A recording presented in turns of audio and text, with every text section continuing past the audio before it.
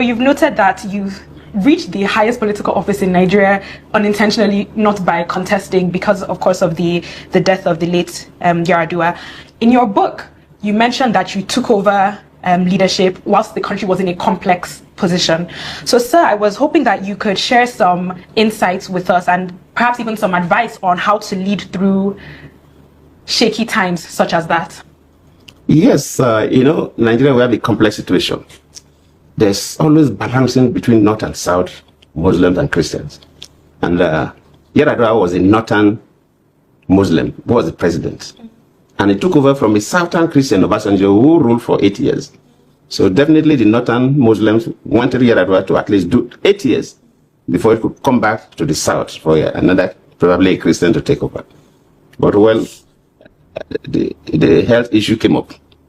And it was the problem. And that is why even to allow me to act was an issue. When Yaradua was going for the medical checkup, actually a letter was written. Of course, the Constitution says that for the Vice President to act, the President will send a letter to the Senate and the House of Reps, informing them. That letter was written. But the person who the letter was handed over to, I will not mention the name to you now, was one of the aides of Yaradua, refused to submit the letter to the National Assembly.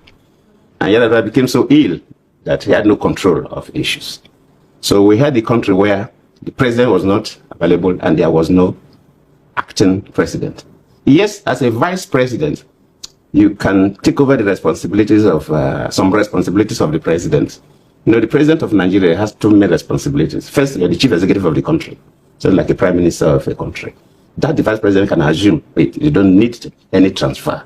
And I was doing that because we're having an executive council meeting, we're approving memos from ministers, so the government was going on. But there was no commander-in-chief, which is the second responsibility of the president of Nigeria, besides being the executive head of the country. And there's not like acting commander-in-chief. Either you're a commander-in-chief or not. But when you become an acting president, you are at the same time a commander-in-chief. So that was lacking, and no country allows that gap. A country like America, you don't allow that gap at all. Yes. If American president wants to, even if it's a whitlow, that he require anesthesia, that he will be off for 5 minutes, he will hand over to the vice president. Yes. Before that procedure. Immediately he regained consciousness to take over.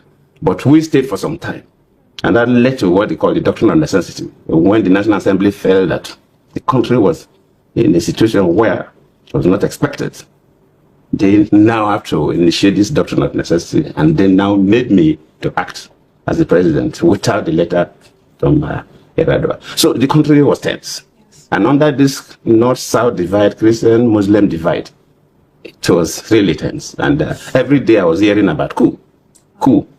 I remember one day, I will not mention the names of some of my friends, came to look, Vice President, that time I was not even acting. They have not even moved the doctrine of necessity. I was still the vice president. No, you don't have to sleep here. You have to come and sleep in my guest house, and so on. I said, no, I will stay in the State House. If anybody wants to kill me, it's better you kill me in the State House, so the Nigerians will know that they assassinated me in the State House. They know I have not committed any offense. If I decided to go and stay in a guest house, and wherever I'm going, security people would know. And if people go and kill me there, they will now say Indian girls brought apple to kill me.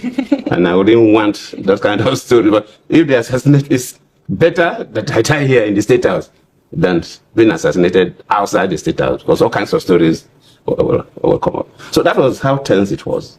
And to me, I was not bothered. Really, I was not bothered. And I was very calm. But that was the scenario. So calmness under pressures. Yes, in fact, like that, so maybe my suggestion to people. We were able to navigate through that complex situation because I was very calm and I was not ambitious. If I had shown ambition to take over from Yaradua, I couldn't have gotten the sympathy I had from Nigerians, and the problem would have been difficult. But when everybody saw that I was not really interested, I was just doing my job as the vice president. The National Assembly on their own, I did not lobby. I did not meet any member of the National Assembly. I didn't even talk to the Senate President or the Speaker of the House of Reps to talk about the issue of doctrine of necessity. On their own, they felt that the country was wobbling because there was no commander-in-chief. And they did that. But if I had shown an ambition to take over, definitely I would have gone through the National Assembly. Or I would have set up what they call the medical team, the executive. Because these are the two ways you can, vice president can take over. If they have seen that level of ambition in me, the sympathy I had, I couldn't have, and probably something different would have happened. So that's why I always tell people that we should all be ambitious, but moderate ambition in society. Yes. You must moderate ambition. Not because of ambition you overdo things. If you try that, you will now kind of initiate anger from the people who ordinarily wouldn't have been angry with you. So that is key. Calmness, not too ambitious. Moderation. Moderation of ambition. That helped me to navigate through that complex situation. So this was in 2010, and then the following year was slated for the next presidential elections. And you mentioned when you spoke that there is this tension between, the North and the South, Muslim versus Christian in Nigeria. Of course, there's also a bit of tension between the ethnic groups, the 3 majority ethnic groups, and then the other minority ethnic groups. And you mentioned in your book that when you were contesting in 2011, some people felt you were from the wrong part of the country, to quote you. Yet despite that you contested, you won. Basically from the South zone, or the Niger Delta, I am the first and only, and of course from a minority ethnic group. So the kind of politics our forefathers played from the 50s, I cannot say from 1914 when Nigeria was amalgamated, because the books you read don't give you a clear perspective of how Nigeria was amalgamated. It was done by the British people. The key actors from Nigeria that participated in that amalgamation, you'd hardly hear what they say. But the key political actors, people like Nnamdi Azikiwe, people like Obafemi Awolowo, people like Sarana of Sokoto, and so on. All these people were less than 10 years old at the time of amalgamation. They didn't play any role.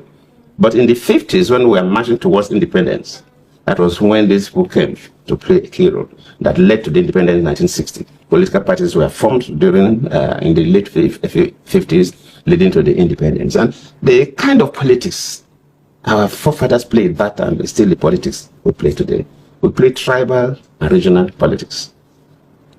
And it is quite unfortunate. If you compare Nigeria to other African countries, you really see that you find it difficult to say that this was a national leader in Nigeria that attempted to bring the country together. If you go to a country like Tanzania, I use Tanzania as an example because the Muslim Christian population in Tanzania is almost like 50-50.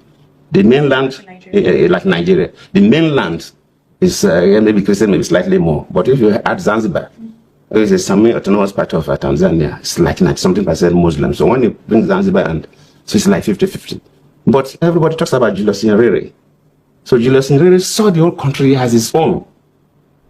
And what he did was to advocate for one-party state there, then. And he said that they have this Christian-Muslim divide. It's multicultural. There are quite a number of tribes, maybe not as many as Nigeria.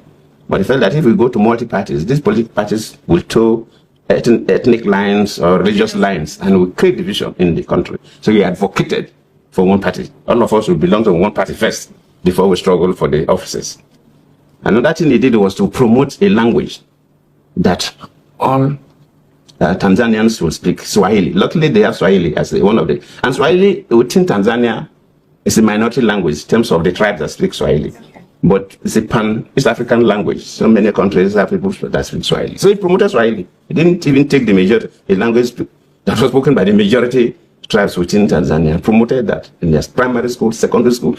They have the literature, all the subjects were written in Swahili. And it was... So everybody now begins to speak Swahili. And language can bring people together.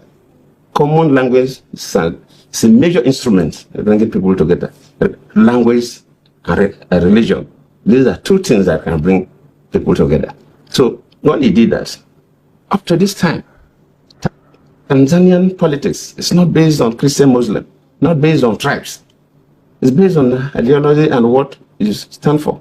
But Nigeria today, we are divided along tribal lines, we are divided along religious lines, and it worries me. And if we don't make any changes, which is difficult to make, it may continue even to your grandchildren, because we started wrongly. And there's no real effort to make sure we change. And it's a major problem, and most of our problems we're having today in the country is because of this division.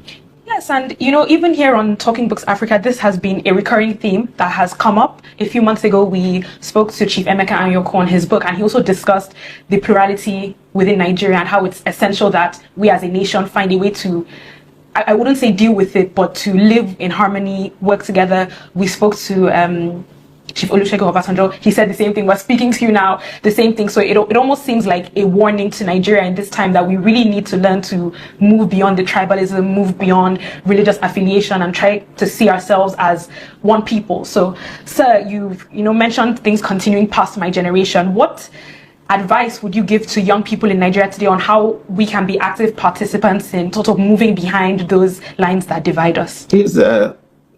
I said, for young people, we should know that this issue of tribe and religion, these are the major setbacks for this country.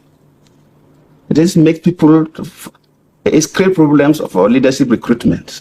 If somebody is holding a political office and he wants to give appointments, you begin to see that even if Mrs. A knows the issue better than Mrs. B, and if Mrs. B is from his own tribe, will want to use Mrs. B. It's like saying, oh, you have a fight that you need a lion to fight.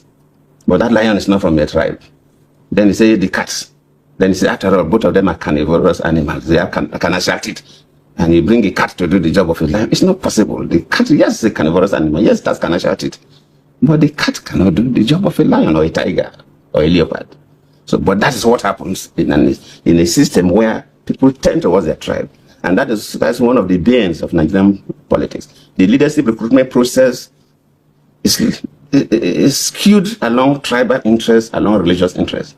So you see how difficult it is to get the best. If people are contesting election, even as a president of a country or as a governor in the various states, I don't want to mention states. There are some states that if you come from some part of the state, you can never be the governor of the state, even if you are the best material at the time. In Nigeria, if you want to contest election, they first know, is it our turn? Is it their turn? If it is it the turn of the Muslims? Is it the turn of the Christians? So this creates problem to recruit the best material, because you are not assessing the person you want to recruit to the leadership position based on competence. You assess the person based on how he worships his God, or from the part of the map of the country the person comes from. They can't even control. So these are the issues. So for young people like you and those who will come after you, it's not something you can do overnight. It's difficult because the elders will continue to be pushing you back. But just like the young people came together and come up with the concept of not too young to run. Before that time, when we came in 1999, for you to contest deputy governor, governor, senator, vice president, president, you must be 40 years and above. The not too young to run now brought it to 35 years. For you to be that, and that's for the president. In fact, for the governor, they have even brought it to 30. Not even 35, but for president, they make it 35. But at the age of 30 now, you can become the governor of your state. Ordinarily, we're supposed not to me, it's supposed not to put age barrier. Because if you remember when, Gowan, because you're a reader, so you should know Gowan. When Gowan became head of state, he was 33 years old. Then your governor, now King D.H.S. he was Commander A.P. D.H.S. then he was 28 years old when he became the military governor of the old River State, present River State and Bayelsa State. And he did very well. I don't think we have gotten a governor that performed better than Spiff at the age of 28.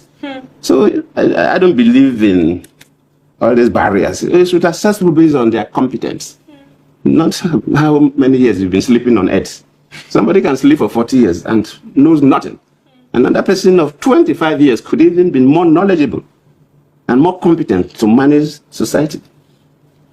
But the key thing is, if the younger people can begin to gradually downplay the issue of region and religion in the politics of Nigeria, the leadership recruitment process will improve. We'll begin to recruit people better. When I was contesting in 2015 because of this religious divide between me and Buhari, I used to tell people that, look, if you are sick, let us say you have a kidney problem and you go to the hospital, you ask for the best doctor. You will not ask whether that doctor is from Enugu or from Kano or from Ibadan, if it is in Nigeria, but you ask. If they say this is the best doctor, you are comfortable with.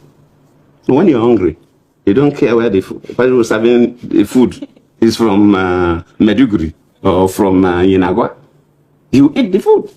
That is normal human. But whenever it comes to a leadership recruitment process through the political recruitment programs of election and so on and so forth, our wisdom is masked by these sentiments of region and religion.